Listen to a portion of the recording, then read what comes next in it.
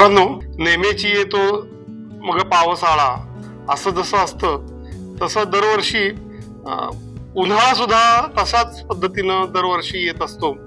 थंडी संपते, वसंताची जी चाहूल लागलेली असते ती हळूहळू जात जात ऊन तापायला लागतात आणि मग उन्हाळा आलाय, ग्रीष्म ऋतू आलाय, अंगाची लाही लाही व्हायला लागली आहे, नको नकोसं व्हायला लागलंय, असं सगळं आपल्याला वाटायला लागतं. सूर्याचा संताप वाढतो. जसं तो जमिनीतलं तलावातलं पाणी ओढून घेतो तसंच आपल्या शरीरातलं पण जे काही पाणी आहे, रस आहे, तो सगळा ओढून घ्यायला लागतो आणि मग थकवा येतो. आपल्याला थोडं जरी काम केलं तरी थकायला झाल्यासारखं वाटतं, फटीग येतो. अर्थातच हा तात्कालिक असतो, त्यामुळे आपण सरबत घेतो, पाणी पितो. मग काहीतरी जरा सरबत असलेलं, काहीतरी चव असलेलं पाणी पिलं की अजून बरं वाटतं. त्यात साखर असली, मीठ असलं अजून बरं वाटतं, कारण इलेक्ट्रोलाइट्स इकडे तिकडे होत असतात, आपल्याला भरपूर घाम येत असतो. या सगळ्याच्या मध्ये तात्कालिक आलेला फटीग जो आहे तो आपण अशा पद्धतीनं कमी जास्त करायचा प्रयत्न करतो. मग ज्यांना कुणाला वाटतं त्या आईस्क्रीम घेतील, ज्यांना कुणाला वाटतं ते मिल्कशेक घेतील. पण एकूण काय तर ह्या सूर्याच्या संतापामुळं जे काही पाणी शोषलं जातंय ते शोषलेल्या पाण्यामुळे आलेला थकवा आपण एकमेक आपल्यालाच शरीर जसं सांगतं तशा पद्धतीनं ते कमी करायचा प्रयत्न नॅचरली करत असतो, निसर्गतः करत असतो. केवळ शरीरातलं पाणीच शोषलं जातं असं नाही, तर त्याच्याबरोबर शरीराची शक्ती पण ह्या सगळ्या वाढलेल्या उन्हामुळं शोषली जाते. आणि आजकाल असं होतंय की हळूहळू तो उन्हाळा यायला पाहिजे, पावला पावलांनी तो वाढायला पाहिजे, आत शिरला पाहिजे, तर तसं नव्हतं, अचानकच.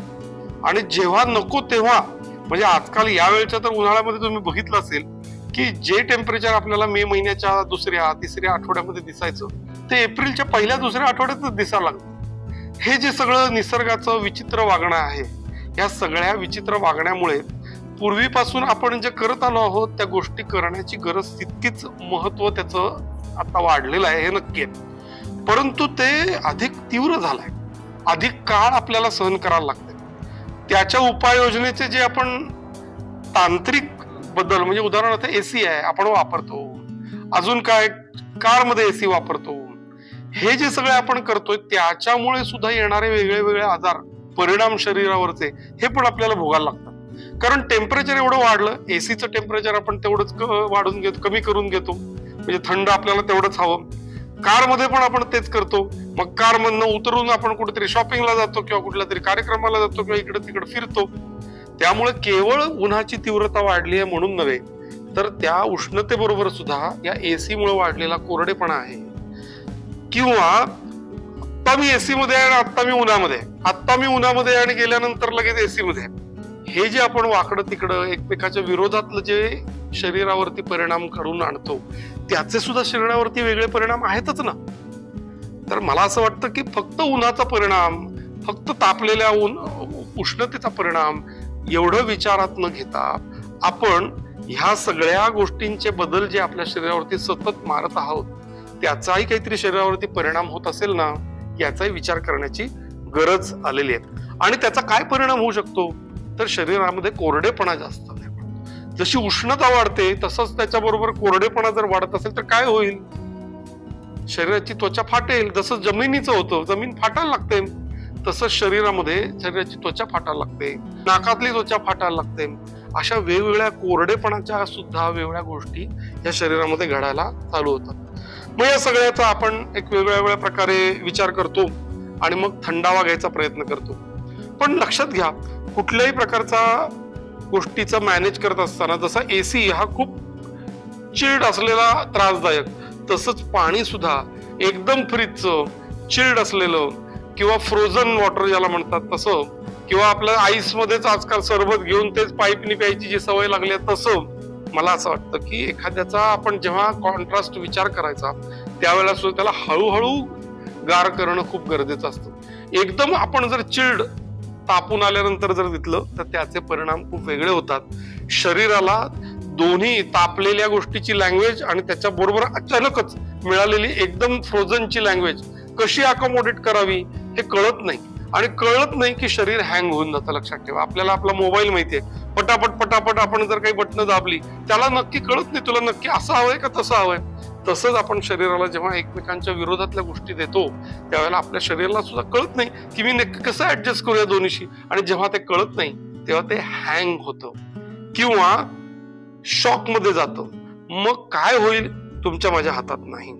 मे बी एखाद्याला शॉक निर्माण होऊन एखाद्याच्या शिरा ज्या आहेत त्या आकुंचित पाहून पुढे ब्लड सप्लाय होणार नाही, किंवा खूपच जोराची उष्णता लागली म्हणून एखाद्याची व्हेन टेअर होईल आणि त्याच्यातनं ब्लिडिंग सुद्धा होऊ शकेल, किंवा एखाद्याला थकवा खूप जाणवायला लागेल, एखाद्याचा हार्ट सुद्धा एकदम पटकन शॉक मध्ये जाऊ शकेल. मला असं वाटतं की ह्याचा आपण जेव्हा मॅनेजमेंट करणार आहोत किंवा त्याला उष्णतेचा प्रतिकार करणार आहोत तेव्हा थोडंसं माठातपणे चालेल, थोडंसं पाण्याला माठाला एखाद्या वेळेला किंवा तांब्याला ओला कापड लावलाय आणि त्यांनी चिल्ड झालेलं तसं नॅचरल झालेलं पाणी चालेल. एखादं फळ खायचंय थोडंसं थंड असलेलं चालेल, पण फ्रीज मधलं चिल्ड असलेलं फळ खाल्लंय, फ्रीज मधलं चिल्ड असलेला एखादा फ्रूट ज्यूस घेतलाय आणि तो प्यालाय, किंवा मिल्कशेक घेतलाय तो प्यालाय. मला असं वाटतं की पुन्हा पुन्हा 10 वेळा विचार करून या गोष्टींचा आपल्याला अंतर्भाव करावा लागेल. आपण उन्हातल्या उन्हात सुद्धा फिरल्यानंतर तिथे सुद्धा बर्फाचे गोळे खातो, बर्फ घातलेला चिल्ड एखाद्या गोष्टी पितो, तर आपल्या आरोग्याला त्या नक्कीच योग्य आहेत का? दुसरा भाग, अनेक गोष्टी आजकाल या कमर्शियल क्षेत्रातल्या असल्यामुळे वेगवेगळ्या प्रकारच्या सिंथेटिक गोष्टींचा अंतर्भाव त्याच्यामध्ये खूप मोठ्या प्रमाणावरती ते टिकण्यासाठी अनेक प्रकारच्या केमिकलचा वापर केलेला असतो. त्यामुळे मला असं वाटतं की घरच्यातल्याच गोष्टी जास्तीत जास्त प्रिफर कराव्यात की जेणेकरून या सगळ्याचं चांगलं आणि नैसर्गिक गोष्टींनी शरीराचं बॅलन्सिंग आपण करू. कमीत कमी वेळेला आपल्याला गरजेप्रमाणे बाहेरच्या गोष्टी आणि जिथे चांगल्या खात्रीच्या मिळतील अशा ठिकाणून त्या घ्याव्यात. तर हे लस्सी त्याच्यानंतर आईस्क्रीम ह्या सगळ्या गोष्टींचा शरीराला उपयोग झालेला दिसेल. नाहीतर अनेक केमिकल्सनी आपण बनवलेली आईस्क्रीम खातो, तोंडीला चांगलं लागतं, चवीला चांगलं लागतं, खूप छान वाटतं, वेगळे वेगळे फ्लेवर असतात, पण खऱ्या अर्थाने त्या सगळ्या केमिकल्सचा शरीरावरती पुन्हा काय परिणाम होणार आहे याचा आपण विचार न करता त्याचा अतिरेक करायचा प्रयत्न करतो. मग अनेक विकार पण त्यातनं निर्माण झालेले दिसतात. त्याचबरोबर उन्हाळा आहे, घाम येणार आहे, त्यामुळे आपले कपडे सुद्धा सुती असतील, शरीराला फार चिकटणारे नसतील, अशा प्रकारचा विचार आपण त्यात सुद्धा करण्याची गरज आहे. आजकाल ह्या गोष्टींचा उलटा प्रकार जास्त दिसतो. तर मला असं वाटतं की आपण ज्या कटिबंधात राहतो तिथे उष्ण वातावरण आहे, किंवा किमान उष्ण काळात तरी का विना सुती कपड्यांचा, हलक्या कपड्यांचा उपयोग करायला पाहिजे. तर विचार करून तुम्ही उन्हाळा कसा घालवायचा याचं स्वतःच प्लॅनिंग केलं तर नक्कीच आनंद आणि सुट्टी घालवू शकाल. उन्हाळाही आपल्या स्वतःला सुखकर होईल अशा प्रकारे घालू शकाल.